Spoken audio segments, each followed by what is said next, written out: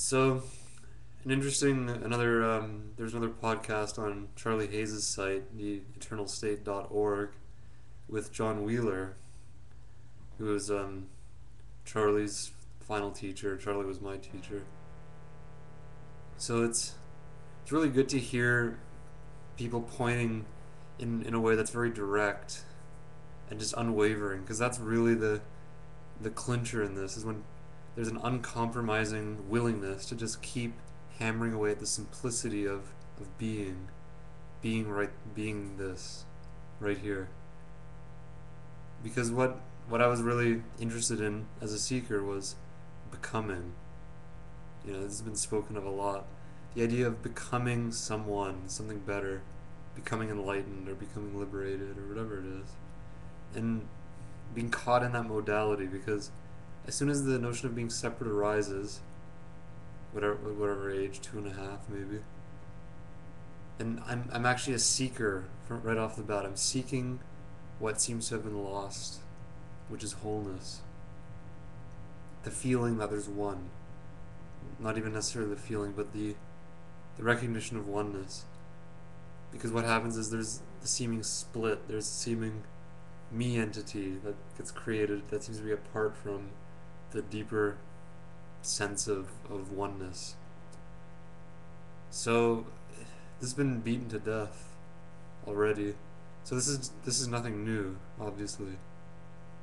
This is another pointless expression pointing back to this simplicity of awake presence that we are.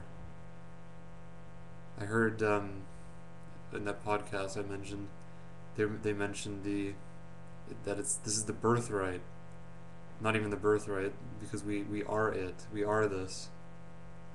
But the sense of a birthright, it's everyone's right to recognize this right now.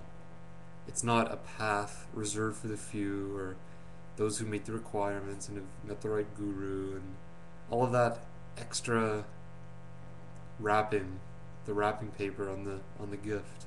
This is the gift, and it's free. Here you go. If I if I could give it, there's no need to give it because I don't have it. I am it, but so are you. So it's not like I can transmit anything because I don't own anything. So it's as simple as the recognition of what we already are. It's literally our birthright, because when we were born, or when the body was born, that was the nature, that was what was apparent as an infant until language came in. You've likely heard all this before. So it's just a simple recognition right now. It's sort of the idea of just stopping, stop right now and just recognize the awake, the space. It's simple. The reason it seems like I keep bringing the same thing up, and that's exactly what happened here during the search, was that people would keep bringing the same pointers to the forefront. Look in this way. Look at the beingness itself, and see that that's what I am. And that's and if necessary, looking into the sense of suffering and deconstructing the concepts. But as John mentioned, knowing first who we are. So if right now I see what I am, I see that I'm a simple, awake being, then I am that. That's at the end of story. And if there seems to be the experience of limitation or suffering, then since I am already this beingness, I can recognize that suffering only exists as concepts, as mental noise, interpretations and thinking that arise in what I am. And the main thing that arises in thinking is the idea of being a person who is thinking. So I'm a thinker, I'm a person who creates thoughts. And seeing that person, investigating the nature of this person, and seeing that then that the notion of being a person is simply a misinterpretation. It's one thought believed. Really. It's it's very simple. It's too simple. I'm astounded at how simple this all is. Because it really is just this. It's the simplicity of being this, which is already what you are. It's already pre-established. You could say it's pre-established as what you are, and you know that.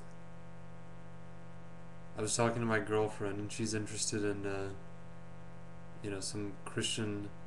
See, this is gonna sound anti-Christian now, but what I'm really trying to point out is the notion of becoming. I mean, Jesus pointed directly at the beingness, the Father, or whatever he called that aliveness. But then, of course, subsequent interpretations are missing the point. So, she was interested in doing a course about, sort of developing along a path towards God and this and that. And, I was interested in that also. And, I don't want to sound like I'm bashing anything, but in a way, I can't help but expose the utter fallacy of any type of path of becoming as a separate entity, because the separate entity isn't real. So whenever there's this notion of a purification or a gradual path towards this ultimate goal or this ultimate unity with God at the end in time, and it brings in time and the notion of being defective in the first place, and the notion that there is separation from God, it's lunacy. And I'm not afraid to say that it's crap. But at the same time, it's very difficult, seemingly, to see through that.